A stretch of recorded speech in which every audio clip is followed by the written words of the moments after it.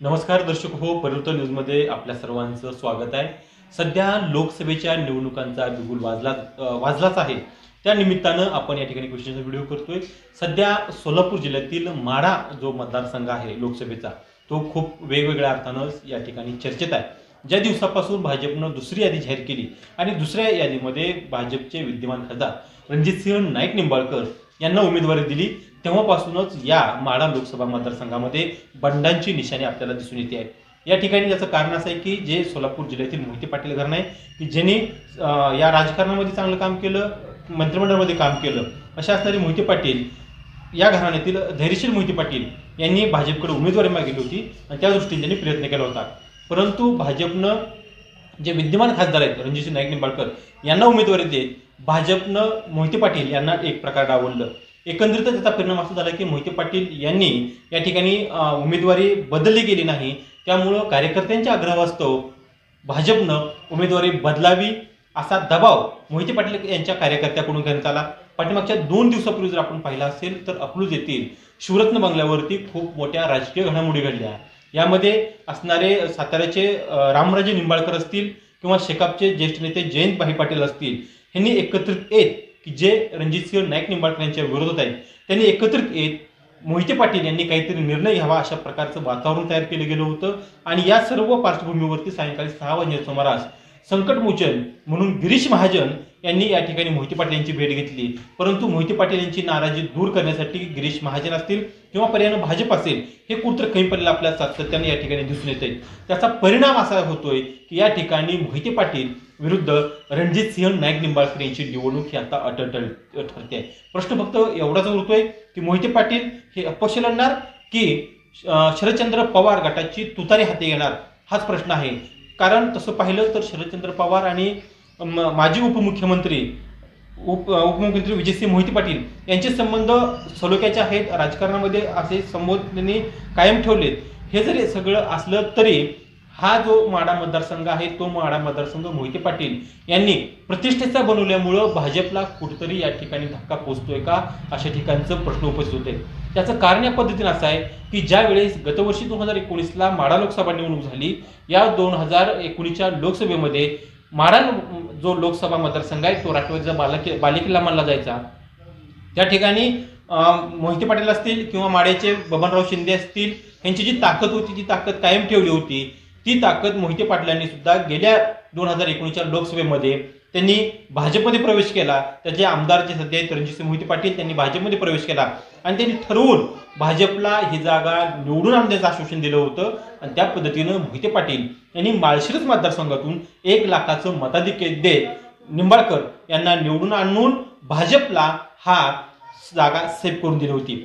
एवढं सगळं होत असताना मोहिते पाटील यांनी स्वतःच्या प्रतिष्ठेसाठी, स्वतःच्या अस्तित्वासाठी ही जागा मागितली असताना भाजपनं इथं विचार केला नाही त्यांचा, त्यामुळे कुठतर मोहिते पाटील यांचा स्वाभिमान दुखावला गेला जातोय। त्यामुळे मोहिते पाटील यांनी स्वतःच्या अस्तित्वासाठीच म्हटलं तरी सुद्धा वावगं ठरणार नाही, ही निवडणूक प्रतिष्ठेची केली आहे। आणि आज सकाळी करमाळा येथून धैर्यशील मोहिते पाटील आहेत त्यांनी प्रचाराला एकंदरीत सुरुवात केली आहे। या मतदारसंघामध्ये जर आपण राजकीय पार्श्वभूमी बघितली तर एकूण 6 मतदारसंघ आहेत आणि या 6 मतदारसंघामध्ये 5 जे आमदार आहेत ते 5 आमदार हे विद्यमान खासदार रणजितसिंह नाईक निंबाळकर यांच्या बाजूने आहेत। त्यामध्ये सांगोल्याचे शहाजीबाबू पाटील असतील, मानचे जे जयकुमार गोरे असतील किंवा माढ्याचे बबनदादा शिंदे असतील आणि करमाळ्याचे संजय मामा शिंदे असतील, यांची जी ताकद आहे ही ताकद पर्यायानं विद्यमान खासदार रणजितसिंह नाईक निंबाळकर यांना दिलेली आहे। परंतु जनता जी आहे, विशेषतः जनता जे आपण म्हणतो ती माळशिरस मतदारसंघातली असेल किंवा माढ्यातला काय भाग असेल, सांगोल्यातला काय भाग असेल, ही जी जनता आहे ही जनता मोहिते पाटलांच्या पाठीमागे उभं राहिलेली आपल्याला सोशल मीडियाच्या माध्यमातून दिसते। एकंदरीतच मोहिते पाटील यांनी ही निवडणूक प्रतिष्ठेची केलेली आहे। पाठीमागच्या वर्षीची मोहिते पाटलांची जर ताकद बघितली, म्हणजे 2019च्या लोकसभेची ताकद बघितली, तर मोहिते पाटलांनी तो राष्ट्रवादीचा असणारा बालेकिल्ला या ठिकाणी खेचून आणून ती जागा भाजपला दिली होती। त्यामुळं जे 1 लाखाचं मताधिक्य देऊन निवडून आणू शकतात ते पाडूही शकतात, अशा पद्धतीची सोशल मीडियावरती एक ट्रेंड चालू झाला आहे। एकंदरीतच मोहिते पाटील यांचं पारंपरिक राजकारण बघितलं असता किंवा मोहिते पाटील यांचं जे राजकीय सलोख्याचे संबंध आहेत ते संबंध पाहता मोहिते पाटील ही निवडणूक 100% प्रतिष्ठेची करतील आणि निवडणूक लढवून आणण्यासाठी सर्व प्रकारचे ते सर्व गोष्टींचा ते अवलंब करू शकतात. एकंदरीत ह्या मतदारसंघामध्ये पाहिलं तर हा मतदारसंघ हा अटीतटीचा होऊ शकतो. जरी निंबाळकर यांना सातारा जिल्ह्यातील 2 तालुके असतील तरी त्या ठिकाणी सुद्धा मोहिते पाटील समर्थक असणारे जे रामराजे निंबाळकर आहेत त्यांची ताकद मोहिते पाटलांना मिळू शकते. प्रॉपर माळशिरस मधली ताकद मिळू शकते आणि एकंदरीत मोहिते पाटील आणि नाईक निंबाळकर यांच्यामध्ये जर ही लढत झाली तर ही लढत मात्र अटीतटीच होऊ शकते. आपण जर पाहिलं तर जे मोहिते पाटील निंबाळकरांना निवडून आणू शकतात ते नाराज का आहेत? कारण त्यांनी भाजपबरोबर गतवर्षी काही त्यांची बोलणी झाली होती, मागणी केली होती, ती मागणी मान्य न झाल्याचंही बोललं जाते.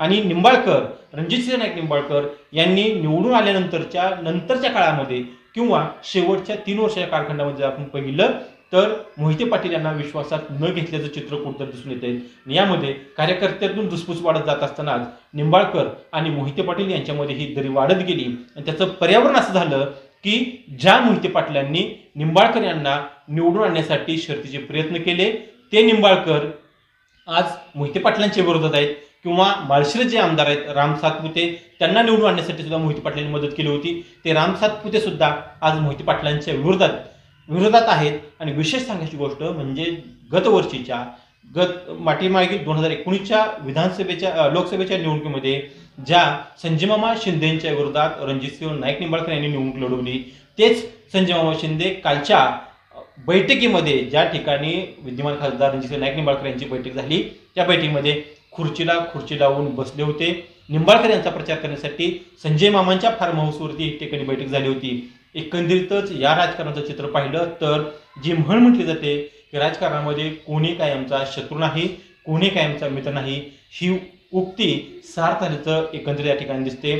त्याची 2 कारणं पुन्हा मी एकदा सांगतोय की ज्या मोहिते पाटलांनी रणजितसिंह नाईक निंबाळकरला निवडून आणण्यासाठी मदत केली, ज्या राम सातपुते यांना निवडून आणण्यासाठी मदत केली, ते दोन्ही हे आमदार असतील खासदार असतील हे मोहिते पाटलांच्या विरोधात आहेत. आणि ज्या संजय मामांच्या विरोधात ज्या माड्याच्या शिंदे बंधूंच्या विरोधात रणजितसिंह नाईक निंबाळकर यांनी निवडणूक लढवली होती ते संजय मामा शिंदे हे निंबाळकरांच्या गोटामध्ये आपल्याला दिसते. तर एकंदरच अनेक पार्श्वभूमी या ठिकाणी आहेत, अनेक घडामोडी घडणार आहेत.